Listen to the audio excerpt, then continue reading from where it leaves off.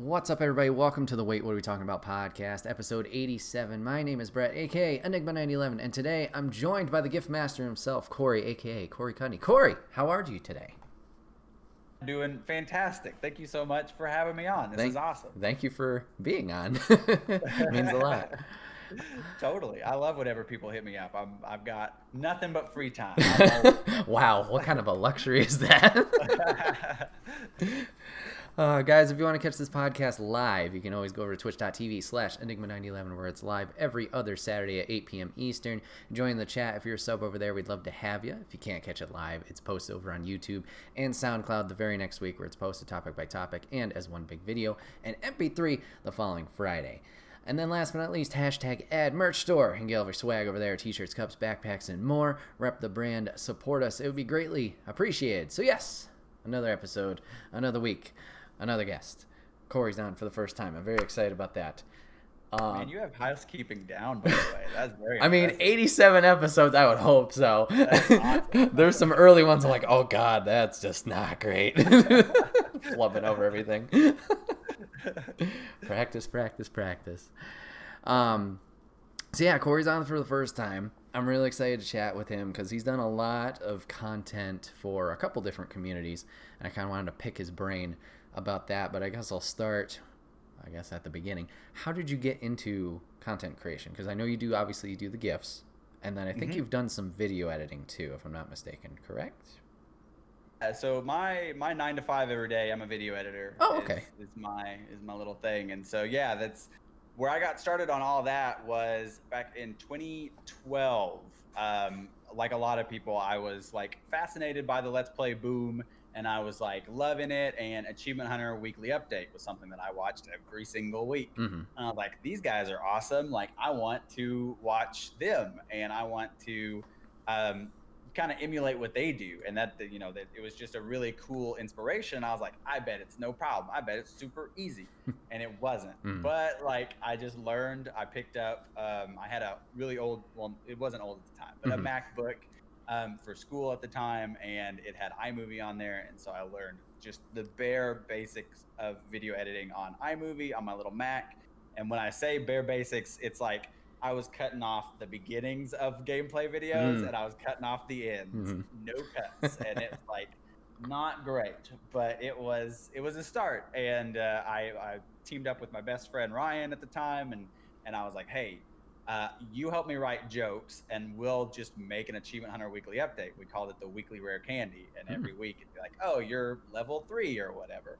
And so yeah, it worked out not great, but it was fine. And just time, I evolved to Premiere Elements, which is what I still to this day recommend a ton of people before they hop into the dangerous waters of Adobe Premiere to try out Premiere Elements. Okay. And so, yeah, I went to college in 2014 for it, and I got a little associate's degree, graduated of 2017, and I immediately went to the local TV station and was editing commercials for a couple years.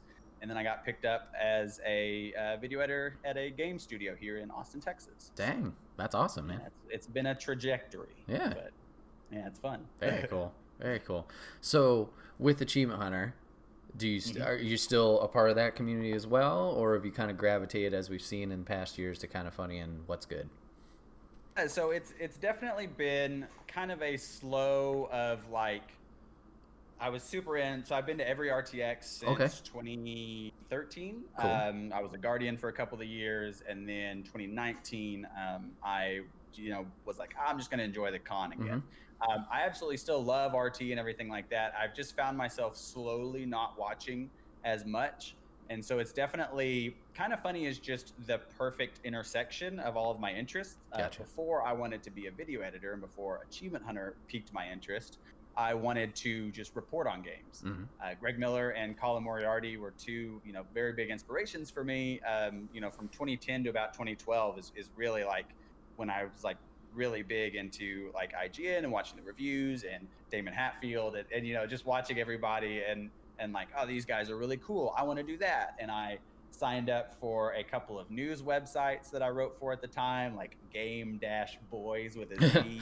And I don't know if any of y'all watch VGU TV now, but VGU TV, which a few people from the Kind of Funny community kind of resurrected, I wrote for the original like thing of that. I reviewed Battlefield 4, one of the DLC packs. Some website wanted 12-year-old Corey, well, not 12-year-old, I don't know how old I was, 14-year-old Corey to review Halo Combat Evolved Anniversary, which 2 points. How are you going to give that to a 14-year-old? Halo's Halo. You know, that game's going to be perfect. And then also, fun fact, that's the studio that I would go on to work for, Nice. Infinity, who did a lot of the maps for that. And so it's weird, poetic. I don't know how I got on this tangent, but yeah, I was really interested in the journalistic aspect to it. And so when I got this job at the at the TV station for making commercials, I was like, okay, cool. Now I'm doing what I want to do for a living, and I'm getting paid, and that's awesome. But I'm not making like the content that I want to make, and that's when the gifts came in, and so I started watching Kind of Funny like way more religiously.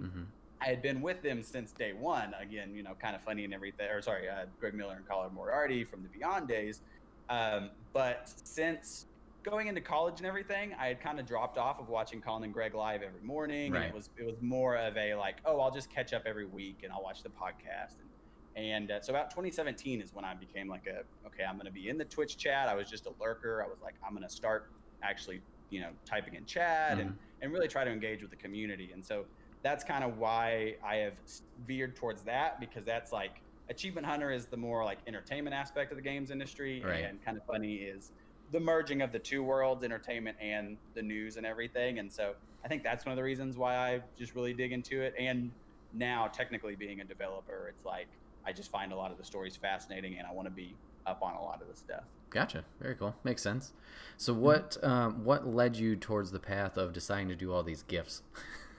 Yeah, so it's a super funny story how it just kind of landed in my lap of I can't remember which one happened first, the chicken or the egg, but one of the two happened where my producer at the time, Ron, came in my office and was like, hey man, did you know it's super easy to make GIFs?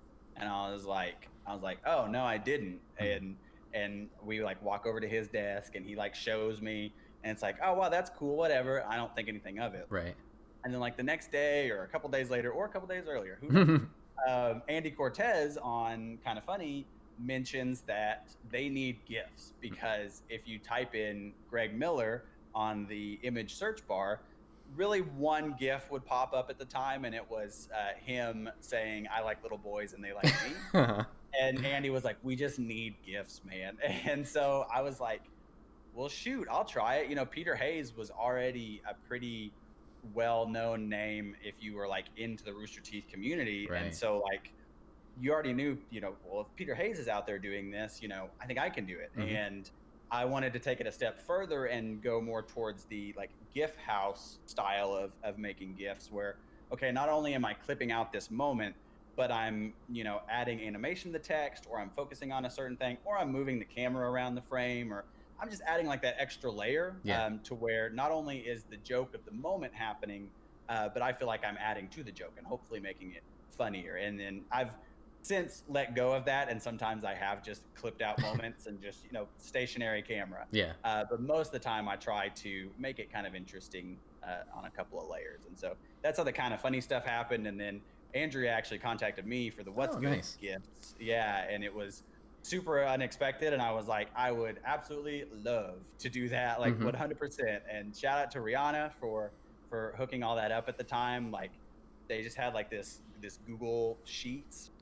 Here's these episodes. Here's the time codes that you need. Oh, fantastic! And it was like it was so much like all the creativeness was kind of taken out of it, and I was like, all right, cool. Like I don't have to think. Yeah. I'm just gonna do my thing, and then whatever comes up out of my mind at first, like that's what I'm gonna try to do. So very cool. So yeah, nice. And you mentioned was it Premiere Effects? No, Elements. Is that what you're using for all of that as well? I was already at Premiere Pro by then. Okay. Yeah, Premiere Elements. If anybody watching isn't really familiar with it or anything, you have like the Premiere Pro, which is part of Adobe's Creative Cloud service, which is great and robust and awesome. but the Creative Cloud service is $620 a year. Right. Like yeah, and so it's kind of a hefty ask, and there are monthly subs, if you are more interested in it. There are monthly subs per program that you can drop. I think it's like 25 or 35 bucks a month to Sounds get right. like Premiere and stuff. But yeah, working at the news station, which don't tell anybody, but I was using the news station computers for all those early years. And so using the news station, I had access to Premiere and After Effects. We didn't have any like plugins or anything, so I don't feel too bad about it. But when I was first getting started, Elements is all of the same principles, but the UI is just really distilled and it's really focused. And it's like, okay, here's your timeline. Here's like the basic tools that you'd need. Here's a text editor. And it really helps just kind of establish the rules of the programs and how nonlinear editors work, and just kind of gets you familiar with the concepts, really. Gotcha. So as you're editing now, is there certain programs that you seem to be gravitating towards, or like are your go-tos that you would use? Yeah, I still use Adobe Premiere Pro all day, every day. After Effects is a huge part. Certain Affinity, the studio I work at here in Austin, is absolutely wonderful because they are very encouraging of me to try things creatively and really test my boundaries and stuff. And we have a show called Certain Affinity Ask the Devs, which was 100% my idea as far as the brand goes, which was super cool, kind of a dream come true of me being able to be like, hey, Brad, my boss, I was like, hey, Brad, I have this idea, because we're just editing this thing where it's like, oh, we filmed a bunch of interviews. At the time, it was the last year, but they're like, well, we filmed all these interviews last year. We want to cut some stuff together, and it sounds corny, but I can't think of a better way to put it right now. But really like give back to the community and stuff. Yeah. And it's developers who are answering, like super commonly asked questions. And I think at that one, it was like how to get in the industry, or like advice to newcomers for the industry. And I was just sitting there thinking, it was right after all the Bon Appetit stuff happened, where Bon Appetit kind of dissolved. And I was like, man, that's so sad, because Bon Appetit had such a good style to it. Like their all of their content had such a good theme to it, and the sounds and all of the graphics were so cool. And so I was like, man, I wonder if they'll just let me do like a Bon Appetit style thing. And so like I made a little test intro, and I was like, hey, like what do you think about this? And like he ran it up the ladder, and it was like universally loved. And so now that's like the branding for that. And so yeah, there's Premiere Pro, After Effects. There's a ton of little things like Photoshop I'm not great at, but it's always fun to try out. There's the program called DaVinci Resolve, which now Roger from Kind of Funny, I believe he still uses it. I know he was trying to be like a full convert over there. The only problem is Premiere and After Effects work so well together. They have a system called the dynamic linking system. Okay. To where it's like any video effects you use in Premiere is like so seamless. You can just hop between the programs, and it's really well done and really well implemented when it's working right. Sometimes it doesn't. That's the only problem, is it's like Resolve has the same thing, but the VFX portion of the editor works so differently that it's a different mindset that I have tried my best to learn over the past like year or so, but it'll take some time to get used to it. But yeah, so those are the main like 3 programs. DaVinci Resolve I try every once in a while, and like there's a like Unreal game engine I'm trying to learn and stuff for the titles that we do. But yeah, for editing, those are those. Right. Okay, cool. Yeah, for editing, I've only ever used After Effects. We had to get it for school for game design. Yeah. So, and we just used it for like the simple, like, here's the demo reel or motion of whatever the thing, and making a video from that. So it's just been like, okay, I already have the program. I want to edit stuff. Sure, why not? Whatever. So I've been using that. If you're doing like the full edits out of After Effects, my friend, Premiere will be like a world. You'll be like, this is so much. I keep hearing good things about Premiere. I'm like, oh shit, am I doing this wrong? I'll have to look into it. When they just full on edit out of After Effects, and I'm like, I respect it, because After Effects is like so robust and so good for adding, the VFX to the videos. But yeah, it's always for me the basic cuts and the layout of the videos in Premiere, and then whatever needs to be done, kick that out to After Effects. But gotcha. Yeah, I definitely recommend trying it out one day. All right, yeah, I'll have to look into that because I'm not adding anything too fancy to these videos anyway, so I might not need all that. All right, cool. So when you're making a video before the GIFs or even now, is there a certain plan or like format that you kind of use to tackle these projects, or does it kind of depend project to project? I'd say it definitely depends on project to project. There are certain things that I gravitate towards in the workflow and everything where it depends on what we're doing. So um, I'm a huge beat-driven editor. Like I love picking a good track, throwing the music on, and cutting the footage to the track. So the easiest way to do that is like find all your footage. Like the best example I can use last year, I think, yeah, it was before the PS5. Last year, I recut the PS4 trailer with that awesome orchestral piece that they used to debut the PS4, and it was super cool. Not to brag on myself, it was super cool because it was like when the video first came out, it was these are all of the games that we have so far. So you're looking at games like Watch Dogs, Infamous Second Son, Killzone Shadowfall, like a bunch of the very early PS4 titles at NAC. And those are the ones that they are like showing off, like, look at our tech. This is so impressive. Yeah. And so I just recut that and took all of the old footage out and replaced it with what, the PS4 ended up being. And so like you had like the Spider-Mans and the Bloodborns and the Final Fantasy VII remakes and the God of Wars and Uncharted. And it was so well done. So that one is a perfect example because I had the concept in my head. Already had the music, wasn't my choice or whatever. That one's actually kind of a cop out because I just mimicked the exact same cuts. But like normally I would throw the videos on in about the length that you think. I've almost been cutting video for a decade now, so you kind of get used to like, okay, these are the sizes of cuts I'll need. And then you just find a good track and lay it down. There are some videos for the professional side of things. Like one of the biggest things that they hired me on for at the studio is called milestone videos, where like you will need the developer and publisher relationship. Publisher pays for everything, developer develops the thing. And at each milestone, they're like telling the publisher like, hey, we're actually doing what we said we would. I promise. Look, here's footage. Gotcha. And so a lot of studios will pump out milestone videos, and it's, especially in today's climate, it's just a Zoom call, and it's just like, so if you'll look over at page 36, like this is what we did today. And so we really like to send the publishers really cool things, and they love it. Like it gives a lot of the higher ups more confidence at the publisher because a lot of them may not have time to play the build or anything like that. And so you're actually, giving them cool stylized title cards, and you're saying like, this is what we did. This is the new feature, blah, blah, blah. Yeah. And so for something like that, the score doesn't matter at all. We're just using a track from in-game, and the footage itself just follows the VO. So like in those cases, the VO is king. So I'll cut the VO, ship it out. Back when we worked in the office together, I would edit the VO, kick that out to my boss. He would do some edits. I'll like cut selects from the gameplay footage that we would hook up with QA to capture, and we would throw the selects down on there, cut it to the gameplay or cut it to the VO, throw down a basic track, boom, there's your milestone video. Cool.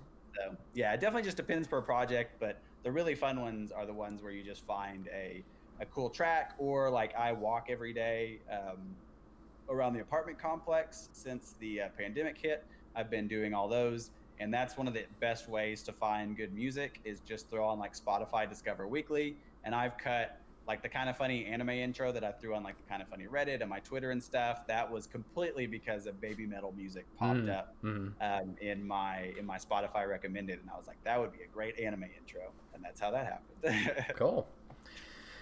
So obviously with you making content through all this time up to work, you've started your own podcast, the Just an Editor podcast. What was the thinking behind that, or goal behind it? Yeah, I was watching, so similar to the GIFs, but different.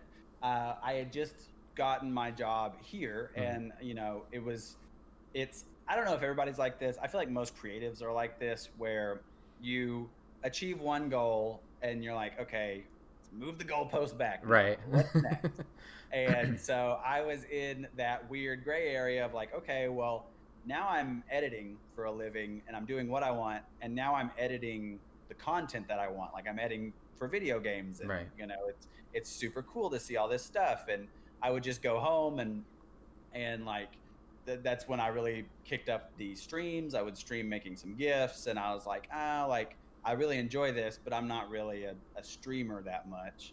And so it was just kind of a whatever. And I was watching Stranger Things in lead up to Stranger Things 3. I was watching season 1 and 2. And what that show does like so well is match cuts and carrying motion through cuts. If anybody hasn't seen that show, they will do things like they'll start a whip pan through one shot, cut in the middle of it, continue the whip pan through the end of the second shot, so it looks like the motion's continuous. They'll press play on a radio and music will kick off the next cut. Just little things that like immerse the viewer so much that it is just so good. And so I was just like, man, I would love to talk to the people who edited this. And at the time, I don't know if I actually ever knew that there were more than one editor on a thing. So I think I was like, oh, I would love to talk to the person who made this. And I still never got the interview for the Stranger Things editor, but it really took off in a few really cool ways, where it was like I got immediately like Snowbike Mike, and then even before Snowbike Mike, who at that point I was just like, I'm just gonna interview like content creators, because I can't start interviewing these big editors, like they will never agree to it. Right. Well, like before I even started editing, or before I even started interviewing Snowbike Mike, I got an email back from a man named Jim Eberly, who had worked with Troublemaker forever. He was a VFX artist on like a lot of the Spy Kids films and a lot of the like other Troublemaker movies as well. He also worked on Iron Man 3 and Thor Ragnarok. And the big thing for him was he was the lead editor for Game of Thrones season 5 and 6. Okay. And so it was like, I was like, oh, like, okay, like people will just respond to me. I have no episodes. And he was like totally willing to talk. And so I like DM'd Greg from Kind of Funny. I was like, what do you recommend for interview tips? And he gave me a couple of really good tips. And it was a really fun episode with Jim. And it's the second episode to come out, but that was actually the first episode that I recorded. And so it was really just jumping into the water. And so, yeah, I did, Snowbike and Jim Eberly and Roger Picorni when he was, still just a freelancer for Kind of Funny. But even then, you look at Roger's resume and it's like he's edited things for Twitch and he's editing things for Kind of Funny and IGN. And it's like, you're just a really good interview. I think Roger's like 2 years younger than me. And I'm like, how did you get all this stuff that you got? Like, that's so cool. And so we had a really good time. And Pixel Brave from the Kind of Funny community has filmed a ton of stuff. And then from then on, like, it's just been, there's only 10 episodes, like, period. So it's definitely a seasonal podcast. But what it is, I'll just release it when people get back to me. There you go. I think I have a list of I think there's legitimately like 40 or 50 editors that I've contacted, and like we're on episode 10, if that gives you a reply rate. Right. And, it's not even necessarily the editors. It's, going through agents, and sometimes the agents will reply, but like, they're like, oh, they're busy. And sometimes the agents will forward it and I just never hear about it. And then sometimes, it just, which I don't blame them. It's how it's worked. They're busy. And so like, we got a lot of really cool interviews, like the one I tweeted about today because of Falcon and Winter Soldier. It made me kind of reminisce on, I think episode 5 or something was Jeff Ford, who edited all the Captain America movies, all the Avengers movies. He has gone on to edit Falcon and Winter Soldier. And like, I don't know anything. I would imagine that he's editing Captain America 4 because he's been on since the beginning. So it's like, he was a really cool one. Like that was the most nervous I've been before it. But like, I loved his Dark Materials. That's the beauty of this podcast, is like, His Dark Materials season 1 caught me so by surprise. I loved it. I read all the books, and then season 2 was coming out, and I was like, I wonder if I can interview the lead editor for His Dark Materials. And so like I just messaged him, and he was like, sure. And so like we talked, and I just got to gush about that. And so yeah, like Jonathan Sims, who did the Invader Zim Netflix movies. So what it is it's just me going, okay, what properties do I really like, and do I feel confident that I can ask questions about it? And more recently, the roles have been reversed, that I've actually been approached, and people have been like, hey, we have these cool movies coming out. Do you want to interview our editors? And I'm like, oh, can I see the movie? And I've got sent screeners for the first time in my life, and it's like super weird. But so far, everyone that I've seen, like, I'm like, oh, 100%. Like this, like the one I just released was R#J, which was an award-winning film over at Sundance, or that South by Southwest. It was also at Sundance, but it's a retelling of Romeo and Juliet through a phone. Oh. And so when you think about it, you're like, how is that going to work? Like that doesn't sound right or anything. And it like totally works. And I told him in the interview, and I've told him in emails and stuff, like, they had me like, at first you're a little trepidatious, but like by minute 5, I'm like, well, I'm in. Like, this is perfect. Nice. And so yeah, no, we have another really good episode coming up with Henry Lovner and Stephen Cantor, who directed The End of Us, which was a movie filmed during the pandemic, about the pandemic, about a couple who has to quarantine together in the pandemic. And that's another one that I'm like, okay, this is like, tread lightly, And I feel like they totally pull it off. It was a super, super fun movie. And so, yeah, it's just been the funnest thing, because I just like talking about editing, and especially these. I don't know if this sounds bad, but I don't feel any pressure when they approached me. And oh, so, right. like, Yeah, I get you. I'm just having fun with them. Yeah. Whereas the other ones, it's like, oh my God, you made Avengers Endgame. Yeah. Like, oh God. you were on the set for like, Tony's death, spoiler, and like all this stuff. And it's just like, oh my God, how can I even do this? But the other ones, it's like, hey man, that's a cool movie. Right. I liked it. So yeah, no, that's the podcast. If you want to check it out, it's the Just an Editor podcast on YouTube and Spotify and Apple Podcasts and everything else. Nice. Very cool. Very cool. All right. So I guess last question for me about content creation. Is there anything that, like you mentioned earlier, goalposts, pushing those back, is there anything that you want to try and push yourself to do in the future? I don't know. It's so weird because I know I go on a lot of rants, but like when I was getting interviewed for the game studio job, they asked me he even specifically was like, I absolutely hate this question, but I'm going to ask it. He was like, where do you see yourself in 5 years? Like, what's the goal? And I even told him in the interview, I was like, I don't really know. Like, I didn't think I was going to get this far. So right. I don't really know.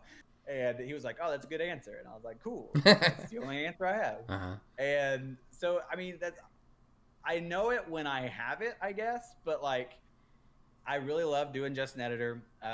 There's a lot of very cool things the video game studio is doing that one of these days I'll get to talk about, that like when those start getting announced, and when that I can actually talk about, like those are always really cool. There's a couple of, I absolutely, I always have to preface this. I absolutely love where I'm at. Like, we have a absolutely fantastic studio going on, and they, again, push me to challenge myself. And we have a lot of really cool projects on the horizon, and that we're in the middle of, and, all this stuff.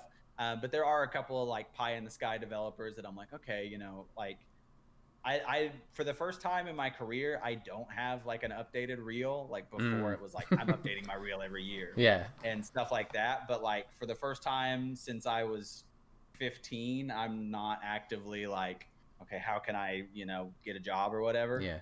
But yeah, there's a couple of developers out there that I would love to work for. And there's other little things like, I tweeted earlier this year a video of a teaser trailer for an upcoming game called Anno Mutationem, and they didn't ask me to do it.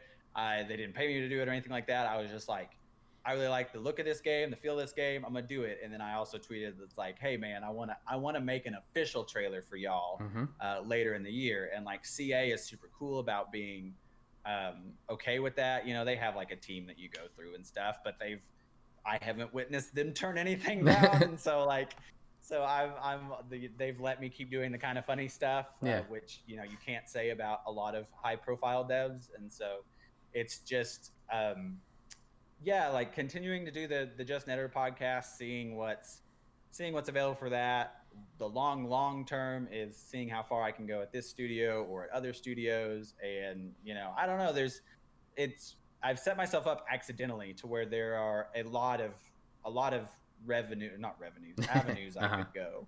And so, you know, I feel very lucky that I'm in that position in the first place. But yeah, so that's my current goalpost of just like, see what happens. Just keep going. Hey, which is kind of a cop out, but I mean, that's good. I mean, like you said, the different avenues, you have those choices available to you instead of just, you know, streamlined, narrowed. So that's awesome, man. Good for you. Thank you very much. Of course.